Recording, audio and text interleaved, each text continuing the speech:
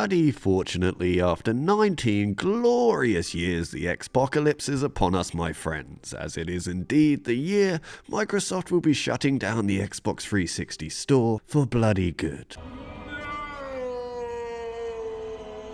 Don't fret though, as I've already covered all the ifs, buts, hows and ruddy maybes in the intro video to this series, so now it's time to get onto the good stuff. And by that I mean the ruddy games, obviously. Without further ado, here are my picks of non-backwards compatible titles that feature a bit of the hacking and slashing we all love that are well worth adding to your collection. Jenny, I'm sorry. She doesn't have to die. I can help you. I can heal your wounds.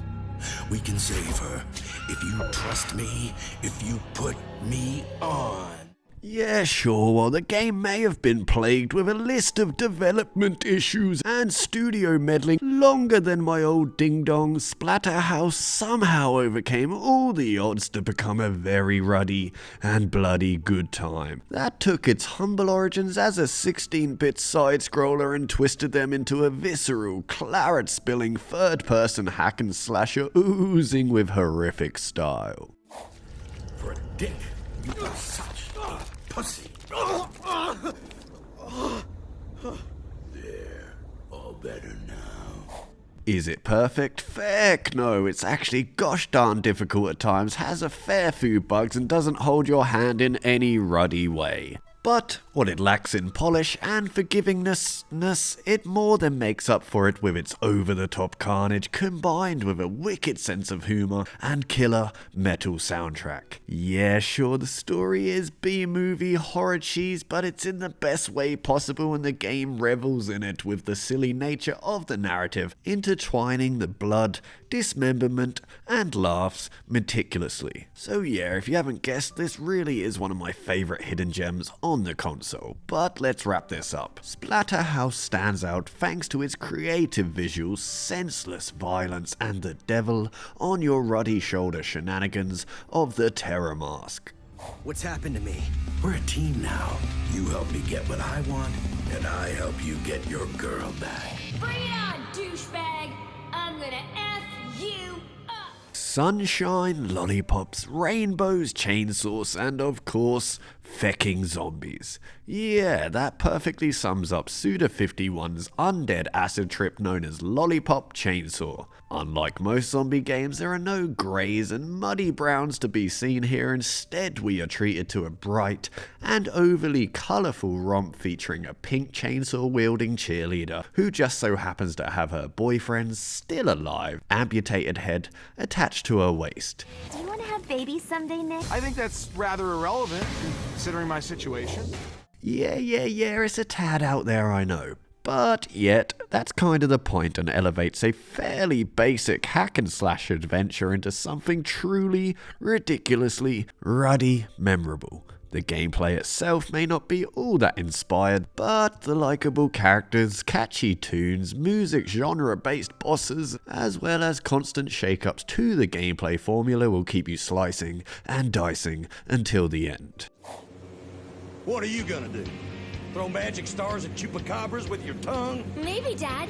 Nick's tongue is very limber. And how do you know that? Do you think the ninja blade is the answer? Do you believe a simple sword can make a difference? You want my blood? Come and get it!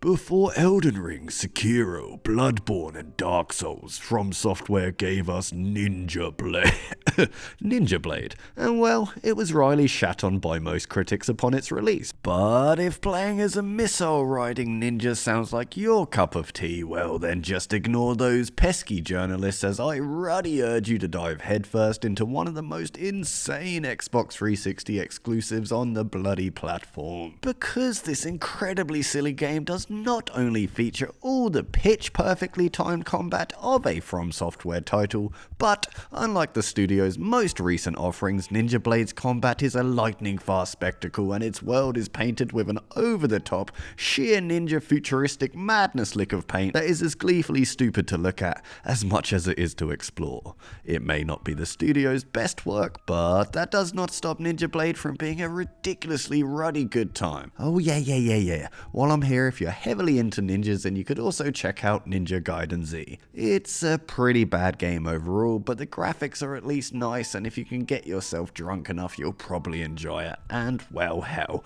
it's more ninjas.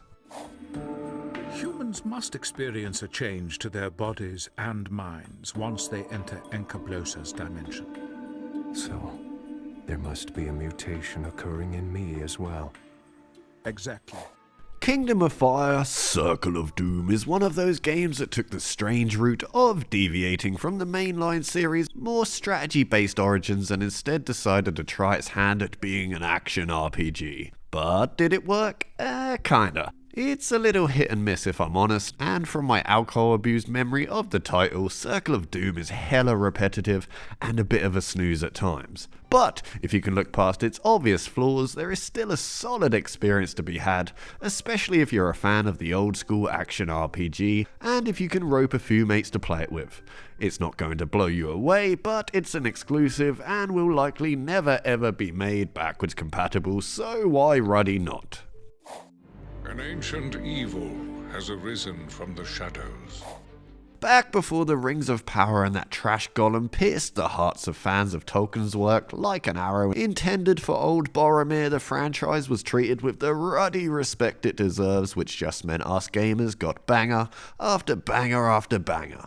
But one of the best games set in the universe is still massively underrated, and that game is War in the North, a sublime action RPG featuring all of the magic, swords, bows, orcs, elves, dwarves, and hobbitses you could ruddy ask for, mixed with a story that smartly combines with that of the original trilogy and sees your band of heroes aiding the Fellowship on their quest. Each of the playable characters are well varied and play distinctively different from one another, which just leads to some decent replayability. War in the North is also an absolute orc-slaying blast when played with a few chums, as you combine all your characters' strengths to overcome the ruddy odds. Being an RPG game, this one has all the leveling up, stat-boosting armor and loot you would expect, but also this overlooked gem tells its cinematic tale in dialogue choices and interactions similar to that of Mass Effect, which just leads to War in the North being a fantasy epic not to be fecking missed. Oh yeah. And while we're on the topic of Lord of the Rings, I'd be a wizard's bloody sleeve, not to mention Conquest, which, truth be told, is essentially a reskinned version of Battlefront 2. That's no bad thing, mind you, as Battlefront 2 was the absolute shiz back in the day. I don't think this is playable to its fullest anymore, but it's still worth picking up just because it's a slice of Lord of the Rings history, and a goddamn good slice at that. Either lend your wisdom or stay out of my way. Look, I have a ruddy soft spot for Greek mythology and am also old enough that I grew up with the stop-motion animation heavy flicks of yesteryear. So, Rise of the Argonauts was a no-brainer for me. But, leaving my own personal preferences aside, I'm happy to say that Rise of the Argonauts is a criminally underrated action-heavy focused RPG that has the perfect blend of exploration, pathfinding, character interactions, and of course, meaty, hack-and-slash, ruddy combat. While some people are easily put off by the RPG elements in the genre, Rise of the Argonauts somehow streamlines everything down so much that the player can just have fun without ever feeling too bogged down, which in turn just leads to an often silly mythological adventure filled with all the fantastical powers, enemies, and combat you could ruddy ask for.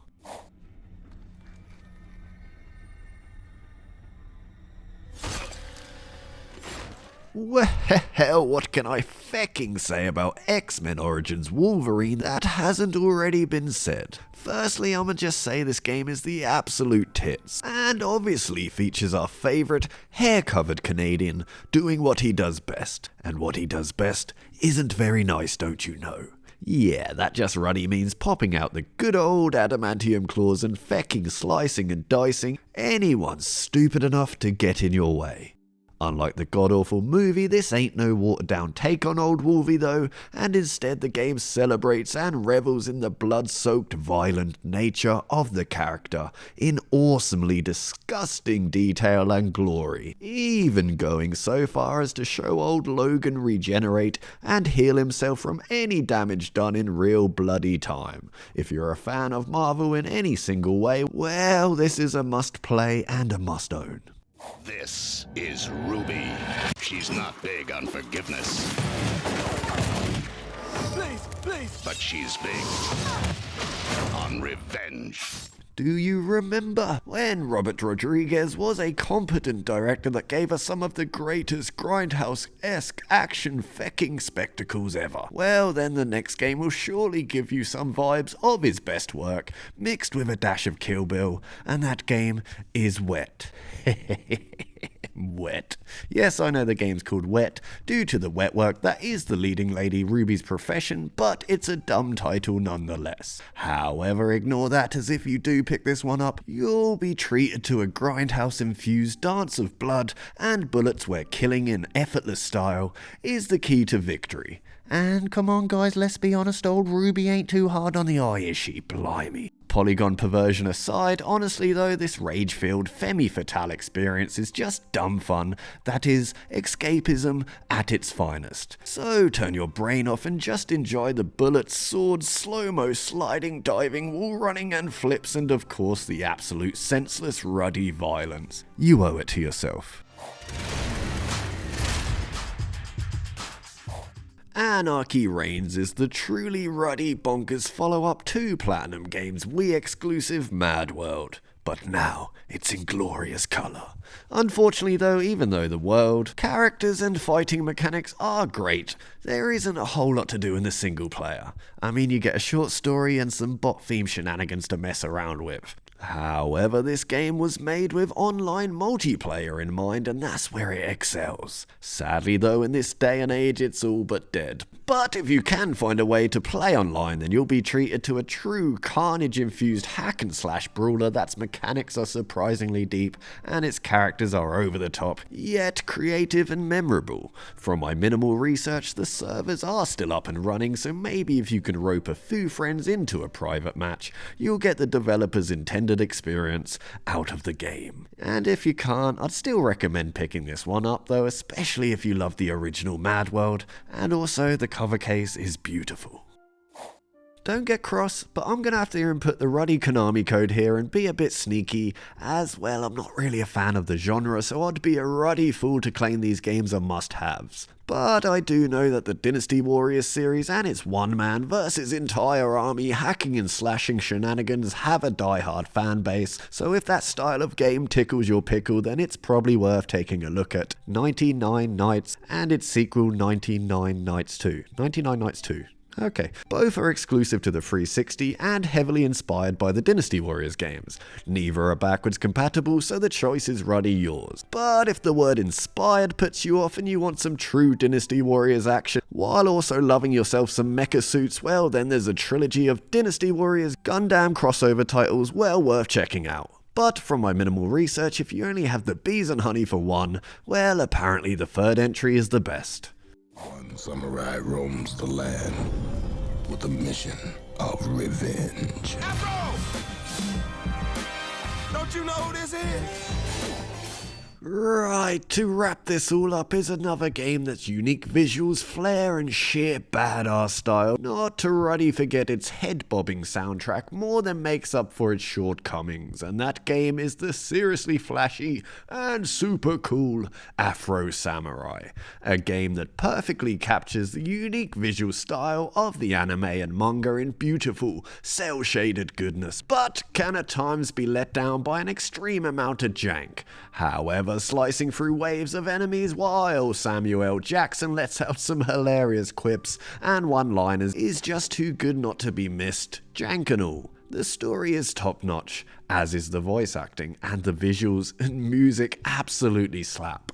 The combat is a visceral, blood-soaked, destructive joy while also being as hard as nails. And yeah, on the whole, it's just a ruddy good time.